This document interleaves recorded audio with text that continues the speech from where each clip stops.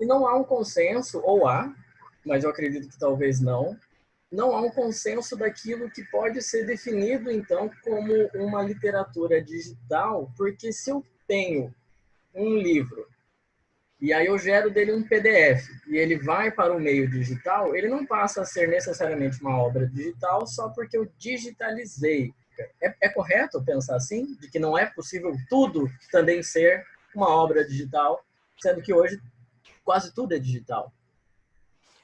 Essa é uma pergunta bem interessante também, Maurício, porque aí é pensar como que a gente vai discutir que objetos a gente está interessado em analisar. Uma coisa são objetos do mundo que foram produzidos para o suporte impresso e que depois foram digitalizados, como no projeto Gutenberg, por exemplo, que está digitalizando um monte de material. Alguns pesquisadores dizem que estas obras seriam obras digitalizadas e não obras digitais. E aí, esses pesquisadores dizem que as obras de literatura digital são aquelas que se valem de alguma característica ou de algum recurso que o meio digital permite, e aí se valem dessas características específicas para produzir a sua obra. Então, que fazem um uso estético, sei lá, de uma estrutura de hiperlinks, por exemplo, que a internet permite. Ou que fazem um uso, por exemplo, de um gerador de textos, pensando algoritmos combinatórios. Posso te mostrar um exemplo disso aqui? Tem um artista que é o Rui Torres. O Rui Torres, ele trabalha com geradores de textos. Ó, essa obra aqui é uma obra do Rui Torres. O Rui Torres é um poeta e artista digital que cria geradores de textos. Então, o que ele faz? Perguntar isso, legal. Ele criou, desenvolveu um software que é o Poemário, que é um software que tem um banco de dados e que vai fazer recombinações aleatórias de poemas cadastrados no banco de dados. Então, esse aqui que a gente está vendo é uma obra dele chamada Fantasia Breve, a Palavra Espuma.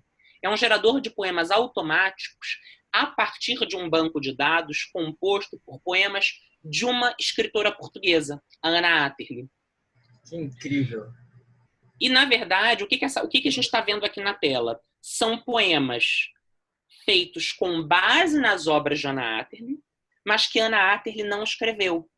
Certo. Mas são as palavras de Ana Atterley, são as estruturas. Esse sistema, esse programa? Então, o Rui Torres é um artista que desenvolve normalmente as plataformas. Ele tem uma equipe, né, que trabalha com ele, mas que costuma desenvolver plataforma do zero. Não trabalha no Twitter, por exemplo. Não se vale desse tipo de ferramenta já das redes sociais.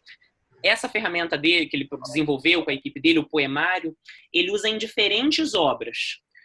Porque cada obra vai mexer com bancos de dados diferentes. Essa aqui são bancos de dados de poemas da Ana Atterley. Certo. Basicamente, poemas em que a Ana Atterley falava sobre poesia. Então, como todos os poemas do banco de dados falam sobre poesia, os poemas que estão sendo gerados aqui, eles têm esse eixo em comum, que é todos falam de poesia. Só que aí, olha a loucura, como é que isso desprograma a técnica? Né? E aí volta aquela questão que a gente tinha falado no início. A gente pensa o tempo inteiro na questão do dado, nós estamos gerando dados o tempo inteiro na internet, nas redes sociais, mas o que se faz com esse tanto de dado? Essa poluição de dados que se gera, né? E o que tem que ser preservado, o que tem que ser deletado, o que foi feito para ser esquecido e não para ser armazenado. Uau! Né? Essa é uma discussão ética, de privacidade de dados, né? Que envolve uma série de questões tecnopolíticas. E essa obra, ela nos faz pensar sobre essas questões quando ela está gerando um monte de poemas. Então, ela gera uma obra de arte, mas é uma obra de arte que se apaga para sempre. Em um de seus artigos, você fala sobre os geradores de poemas. Nesse sentido, as máquinas estão cada vez mais preparadas para entender e replicar e até recriar o que antes era possível apenas pela mente humana. Como você, Vinícius, encara um poema que não foi feito com o coração, mas ainda assim tem potência para atingir a alma?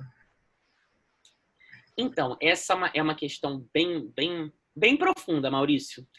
Mas eu acho que ela vai no cerne da questão, que é pensar como ler e por que ler isto aqui.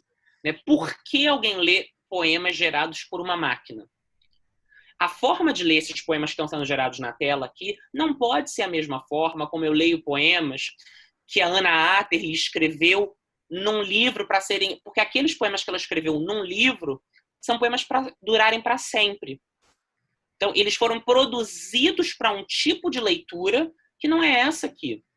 E aí, de novo, não estamos falando de melhor nem pior, mas são obras diferentes, mas que pressupõem um conceito diferente de leitura, né?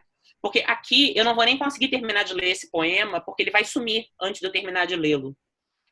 Então, não é ler pela completude do poema, mas é lê-los muito mais na diagonal e pensar o que o conjunto deles nos diz, mais do que cada um individualmente. Sim, ele parece até fazer uma crítica com a própria internet e a informação hoje, que você nunca vai ver ela toda também, né? Aquele monte de selfie no Instagram, aquilo tudo, você não vai ver aquilo tudo também, né?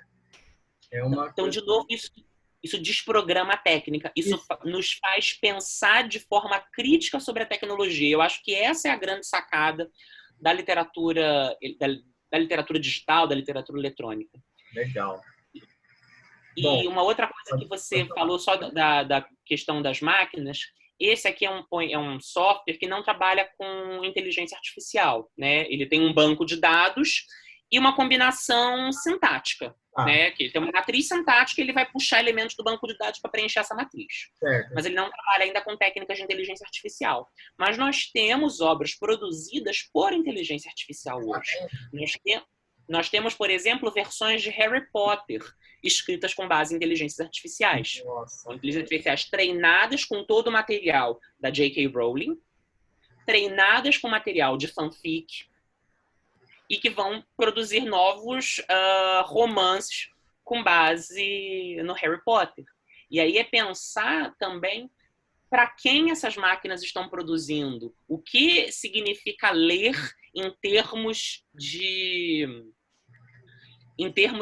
um material produzido por uma inteligência artificial. Que, no fundo, só uma máquina consegue ler isso aqui tudo também. Então, é quase uma máquina produzindo para outra máquina.